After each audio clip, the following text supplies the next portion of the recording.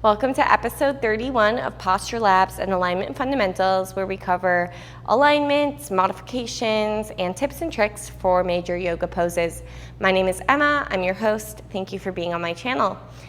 This episode 31, we're covering Dhanurasana floor bow, pretty deep back bend, kind of building on what we did last week. Last week we covered Locust pose, another back bend on our bellies. You might want to do that or something similar to prepare for our floor bow pose.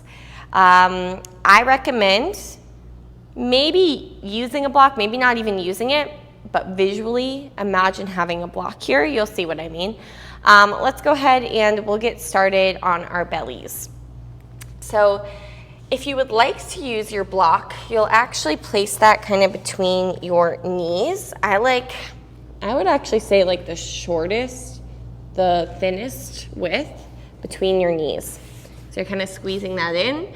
Again, even just imagining the block there is more than enough. Now for floor bow, it's kind of a progression on Locust pose, which we did last week. So you'll bend your knees and reach back for your feet. Now, as you do this, most of us have a tendency for the knees to splay outwards. So that's why we have this block here, or the imaginary block, that I want you to squeeze as we lift up. That's gonna make the pose a lot harder. Now, a lot of people, a lot of teachers will point the toes. I personally like to flex the toes because I can focus a little bit more on the inner thigh engagement and squeezing my legs together as I do that.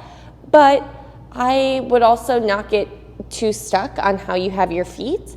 Just make it active and intentional so your feet aren't floppy. They're either pointed or they're flexed. No floppy toes.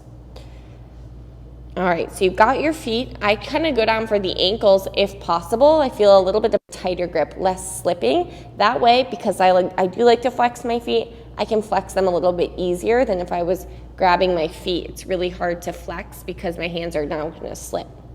So I've got my ankles, I'm hugging the block in, squeezing, and then I'm gonna start to kick back, press your pubic bone down, almost imagine crawling your ribs forward again, and then lift your knees up. So you're kicking back. I like to gaze forward. Gaze forward, neutral neck. If that hurts your neck, you can gaze down. Some people like to gaze up. I think that makes your breath even choppier and more craning on your neck, but if that feels best for you, I'm not gonna stop you. So I think flexing the feet and focusing on the knees hugging in, the balls of the feet stamping up is really helpful. I feel that a lot in my inner thighs, my quadriceps. You don't even need to use the block. You just want to imagine using that block. Again, the most common thing I see here, which is probably more noticeable if I go from the front, the most common thing I see here is grabbing the feet, the knees splay outwards. Then I start to kick like this. So now my knees are out, my feet are out. Yes, the pose, it feels kind of nice and it's a lot easier, but I want to try to bring my knees in line with my hips like I'm squeezing that block. Flexing my feet and kind of kicking, almost kicking the heels out a little bit and pushing the balls of the feet up. Think about the ankles hugging in as you're trying to push the heels out. So it sounds counterintuitive, but the more you think about these little micro adjustments, the more you can kind of feel the tiny little parts of the pose. So yes, it might seem like a small detail to point your feet or flex your feet, but I think once you find the way that feels best for you, and maybe that's pointing your feet, but you can feel like pointing the feet is engaging a bit more of maybe the tops of your thighs.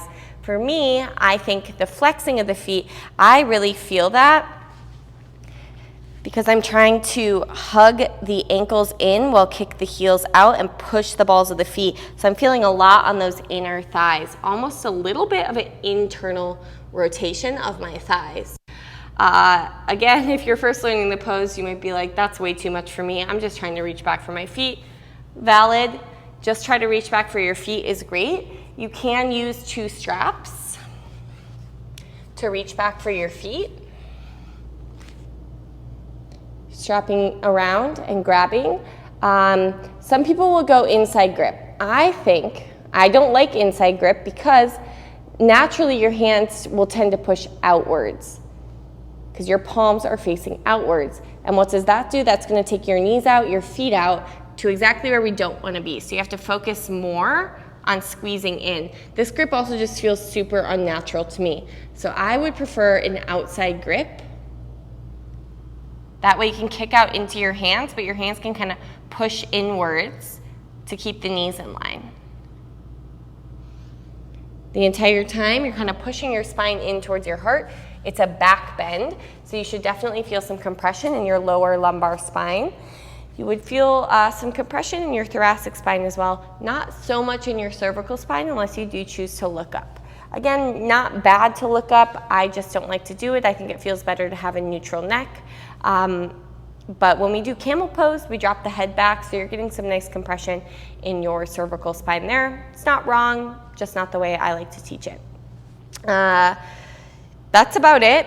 It's a challenging pose, but also not a lot of detail. So practice it at home, use some straps.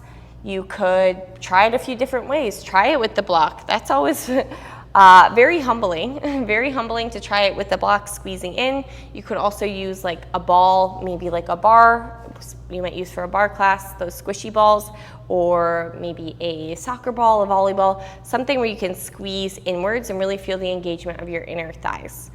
That's all I got for you. Keep breathing in this pose. It can be challenging because there's some push on your belly and your lungs, but that's all I got. Hope you enjoyed your floor bow, Dhanurasana, and I will see you back next week for episode 32.